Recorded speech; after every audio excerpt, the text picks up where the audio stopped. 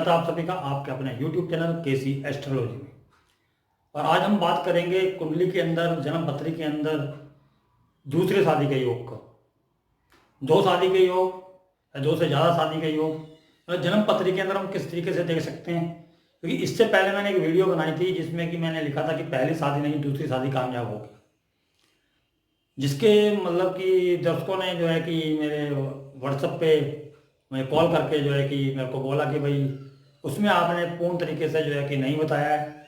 तो एक वीडियो बनाया जिसके अंदर की हमें ये जानकारी मिलेगी कौन से योग होते हैं जिनको हम देख के ये देख सकते हैं कि हमारी जन्म पत्री के अंदर दूसरी शादी है। पहली बात तो ये कि दूसरी शादी के लिए द्विस्वभाव राशि जिम्मेवार होती है, खासकर बुध, जिसके कि 3 और 6 यानी कि हमारी मिथुन राशि, कन्या राशि, और दूसरे हैं हमारे गुरुदेव जिनकी राशियां जो है कि धनु और मीन, पाइसेस। तो ये 4 राशियां हैं। अगर इनका लगन है तो उसका जो है कि सप्तम भाव जो है कि द्विस्वभाव राशि का आ जाएगा, यानी कि मल्टीपल मैरिजेस, यानी कोई भी चीज मल्टीपल। बुध की क्या खासियत है, तो एक तो हम ये देखेंगे कि पहले कि लगन और लग्नेश, लगन और लगन का जो स्वामी है उनमें से कोई एक पीड़ित होना चाहिए। इसी प्रकार से सप्तम भाव और सप्तमेश में से कोई पीड़ित होना चाहिए, क्योंकि इनका पीड़ित होने की वजह से ही हमारी पहली शादी नहीं चल पाएगी। क्योंकि शादी नहीं चल पाने की वजह से ही कोई व्यक्ति दूसरी शादी की तरफ जाता है। दूसरा कि लगन और लग्नेश के साथ या सप्तम या सप्तमेश के साथ बुध का कनेक्शन, क्योंकि बुध जो ग्रह है हमारा वो मल्टीपल मतलब कई चीज़ें को मतलब कि बढ़ाना उसका कार्य है, कई चीज़ें एक साथ होना। यानी कि अगर आपका 4th हाउस से कनेक्टेड है अगर बुध, तो कई मकान हो सकते हैं आपके। 10th हाउस से है तो कई प्रोफेशन हो सकते हैं आपके। इसी प्रकार से अगर 7th हाउस से कनेक्शन उसका हो जाता है तो वो कई शादियां कराने में सक्षम है, जो है कि बुध है। लेकिन सप्तम भाव या सप्तमेश का लगन या लग्नेश का पीड़ित होना जरूरी है। दूसरी कंडीशन ये है कि आपका जो कुंडली का जो दूसरा भाव है, जैसे कि हमारी आयु हमारे अष्टम भाव से देखी जाती है, उसी प्रकार से हमारे शादी की आयु हमारे दूसरे भाव से देखी जाएगी। क्योंकि सेकंड हाउस जो हमारा होगा वो हमारे शादी के घर यानी कि 7th हाउस से 8वां घर है, यानी कि शादी का खत्म होना। तो दूसरे भाव पे भी पाप ग्रह या दूसरे भाव के स्वामी पे पाप ग्रह की जो है कि इन्वॉल्वमेंट जरूरी है। उसके अलावा जो है कि आपको जो है कि शुक्र जो हमारे शादी के कारक है, शुक्र जो है वो मतलब कि 6ठे या 12वें भाव के अंदर होना चाहिए, या कन्या राशि या मीन का होना चाहिए, यानी कि 6 नंबर या 12 नंबर के अंदर होना चाहिए। 6 नंबर वो नीच का और 12 में उच्च का होता है, फर्क है। लेकिन इन दोनों घरों के अंदर हो या इन राशियों में हो तो वो दो शादी करा सकता है। क्योंकि जो है कि जो दोनों जो राशियां हैं ये हमारी कालपुरुष कुंडली की 6ठे और 12वें घर की राशि है, जो कि हमारे सप्तम भाव से एक 6ठा और एक 12वां घर पड़ता है, और ये दोनों ही द्विस्वभाव राशि है। उसके अलावा जो दूसरी शादी के लिए जो है कि आपका या तो मंगल या शुक्र भी जिम्मेदार होते हैं। मंगल और शुक्र की युति हो, मंगल शुक्र के 9 मास में गया हो या शुक्र मंगल के 9 मास में गया हो। उसके अलावा जो है कि गुरु की दृष्टि जो बहुत महत्वपूर्ण है कि आपके लगन पे या सप्तम भाव पे होनी चाहिए, क्योंकि गुरु के आशीर्वाद के बगैर तो पहली शादी हो या दूसरी शादी हो या तीसरी शादी हो नहीं हो सकती।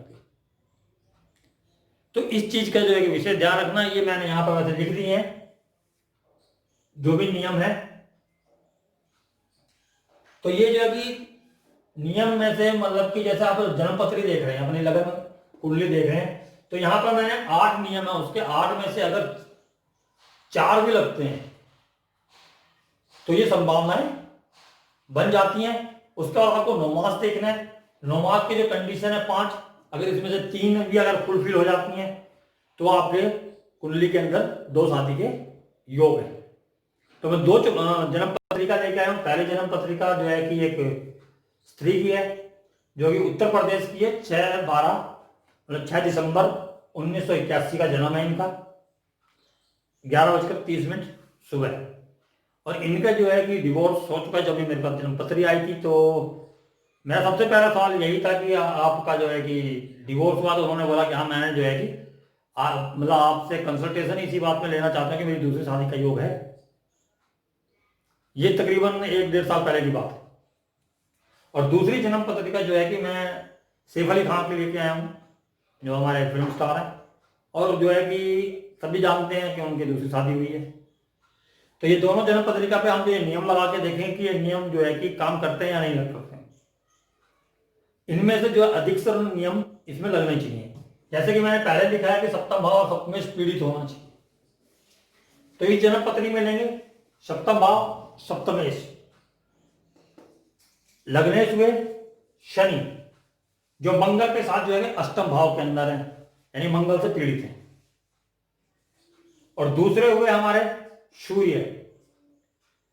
सूर्य जो है कि बुध के साथ है। जैसे कि मैंने कंडीशन बताई थी कि बुध की इन्वॉल्वमेंट सप्तम भाव के साथ होनी चाहिए, या बुध खुद जो है कि सप्तम का मालिक होना चाहिए। तो वो जो है कि सूर्य के साथ बैठे जो एक क्रूर ग्रह है, और शनि से पीड़ित है। शनि की तीसरी दृष्टि बुध के ऊपर है, यानी कि लग्नेश खुद अष्टम भाव के अंदर है, और जो है कि सप्तमेश जो है कि शनि की तीसरी दृष्टि से पीड़ित है और बुध के साथ है, यानी कि बुध जो मल्टीपल शादियां देने में सक्षम है, किसी भी चीज को मल्टीपल करने का वो कार्य वो कर सकते हैं। अब ये तो हो गई सप्तम और जो है कि इसका सप्तम भाव सप्तमेश और लग्न और लग्नेश की बात। अब आ जाते हैं दूसरे भाव के ऊपर। सेकंड हाउस जिसका जो कि स्वामी हुए गुरु। गुरु अपनी शत्रु राशि के अंदर बैठे हुए हैं, और जो है कि उसको भी अगर हम छोड़ दें तो मंगल और शनि की दृष्टि सीधा जो है कि सेकंड हाउस के ऊपर है, और चंद्रमा में पीड़ित है जो कि मन का कारक है। तो इस प्रकार से आप देखेंगे कि सेकंड हाउस मंगल और शनि की दृष्टि से पीड़ित है।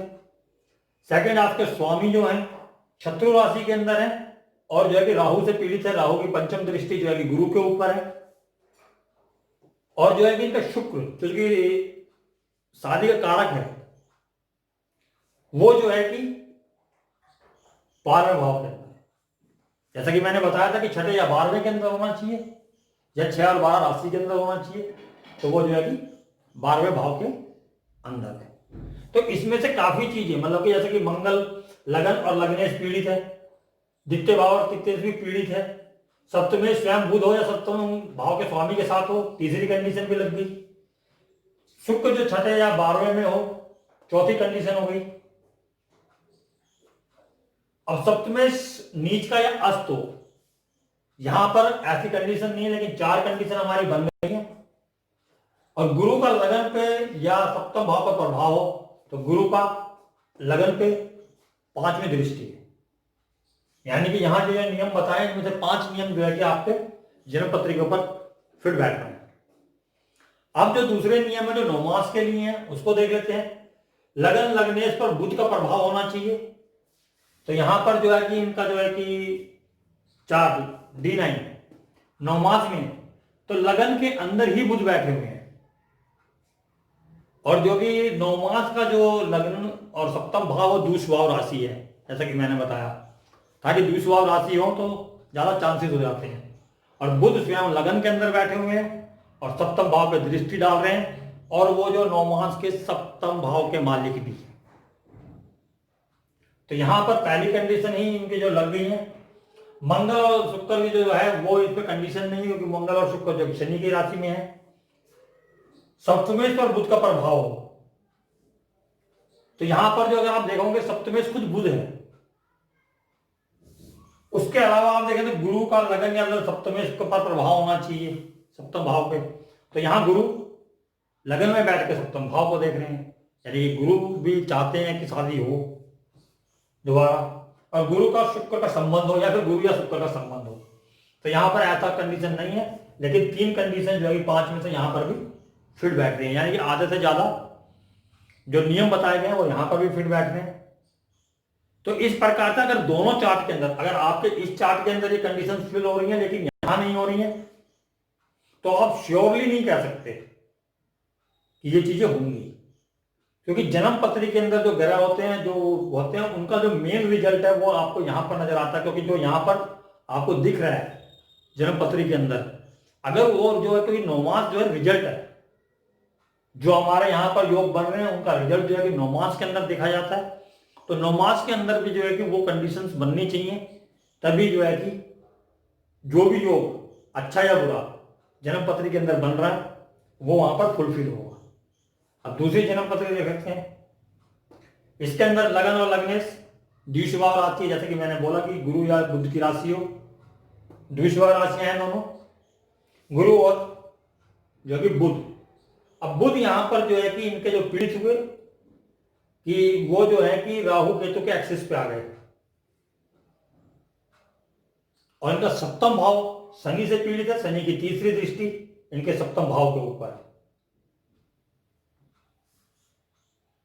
अगर इनके जो है कि दूसरे भाव की बात करें, दूसरे भाव के ऊपर जो है कि मंगल और सूर्य है, मंगल जो कि एक पाप ग्रह और सूर्य जो है कि क्रूर ग्रह है, उन दोनों की दृष्टि है। और इनका भी चंद्रमा जो है कि दूसरे भाव के अंदर ही है, यानी कि चंद्रमा भी पीड़ित है। क्योंकि चंद्रमा का पीड़ित होना इसलिए जरूरी है कि जो हमारा मन है, जो हमारा दिमाग है, जो सोच रहा है, क्योंकि वो अगर सोचेगा दूसरी शादी के बारे में तभी होगा ना, तो इस वजह से। और वो भी जो है कि वहां पर पीड़ित हो रहा है, यहां पर भी पीड़ित हो रहा है। तो यहां पर भी जो है कि दूसरा घर पीड़ित है, लगन और लग्न द्विस्वभाव राशि है, और जो है कि बुध जो सप्तमेश है वो राहु केतु एक्सिस पे आ गया है, और जो गुरु जो कि लग्नेश है वो शनि की सीधी दृष्टि और मंगल की दृष्टि से पीड़ित है, यानी कि लगन लग्नेश सप्तम और सप्तमेश और दूसरा भाव सभी पीड़ित है। अब इनके जो शादी के कारक है शुक्र, अगर उनकी कंडीशन देखें तो शुक्र 6 नंबर की राशि के अंदर, जैसा कि मैंने बोला था कि अब 6 या 12वें घर के अंदर हो, या 6 या 12 नंबर की राशि के अंदर हो, तो यहां पर शुक्र नीच के, तो जो शादी के कारक है वो नीच के। अब इस यहां तो कंडीशन बन गई, अगर ये कंडीशन फुलफिल होती है या नहीं होती है वो यहां पर हम अपना जो है 9 मास चार्ट के अंदर देखेंगे। 9 मास चार्ट का लगन चंद्र 12वें घर में, द्विस्वभाव राशि बुध की राशि के अंदर, बुध का प्रभाव आ गया, और राहु केतु एक्सिस पे है, और बुध स्वयं जो 12वें भाव के स्वामी हो गए, और जो कि मल्टीप्लिकेशन के जो कारक है, जो मल्टीपल चीजें देने के कारक हैं, वो देख रहे हैं वहां से। अब इनके जो सप्तमेश हुए शनि, शनि द्विस्वभाव राशि के अंदर गुरु की राशि में बैठे हुए हैं, और उन पे भी बुध का प्रभाव है, और वो भी राहु केतु एक्सिस पे आ गए।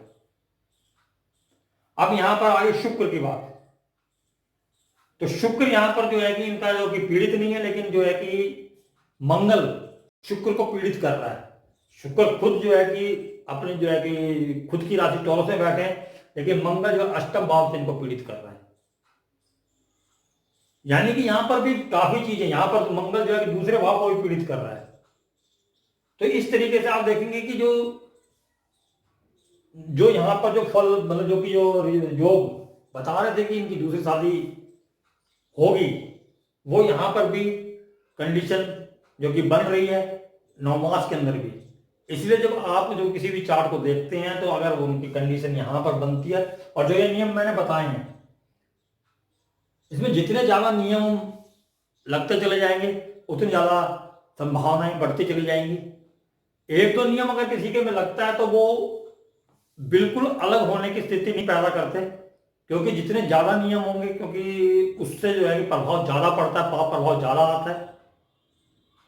तो इस प्रकार आप देख सकते हैं कि अगर कोई एक चीज, जैसे मान लीजिए लगन पीड़ित है, सप्तम भाव पीड़ित नहीं है, तो हो सकता है कि वहां सप्तम भाव जो पीड़ित नहीं है तो वो मनमुटाव उनका चलता रहे, लेकिन यह कि शादी बनी रहे। या उनका जो है कि सप्तम भाव पीड़ित है, लगन पीड़ित है, लेकिन शुक्र बहुत अच्छा बैठा हुआ है, शुक्र पे कोई भी पाप प्रभाव नहीं है, तो उसमें क्या है कि शुरुआती दौर में तो वो दिक्कत होगी, लेकिन जो है कि बाद में वो जो है कि जो शादी का जो बंधन है वो प्रगाढ़ होता रहेगा और मजबूत हो जाएगा और उसमें प्यार बना रहेगा। तो इस तरीके से आप देख सकते हैं। तो ये जो नियम मैंने बताए हैं, जो मैंने यहाँ लिख दिए हैं, इन नियम पे आप किसी पत्रिका पे लगा सकते हैं। मैं डिवोर्स जो हुए हैं, सेलिब्रिटीज हैं, या जो मेरे पास कंसल्टेशन के लिए आते हैं, जिनको ये दिक्कतें हुई हैं मेरे से इससे पहले, उनके चार्टों पे मैंने ये लगा के देखे हैं। और ये नियम जो है कि मैंने नहीं बनाए हैं, ये नियम आप किसी भी क्लासिकल जो बुक है, सर्व चिंतामणि है, फल दीपिका है, या भट्ट प्राश्रय हौर शास्त्र है, उसमें भी आपको मिल जाएंगे। तो उम्मीद करता हूं कि आप जो है कि आपको ये वीडियो पसंद आएगी।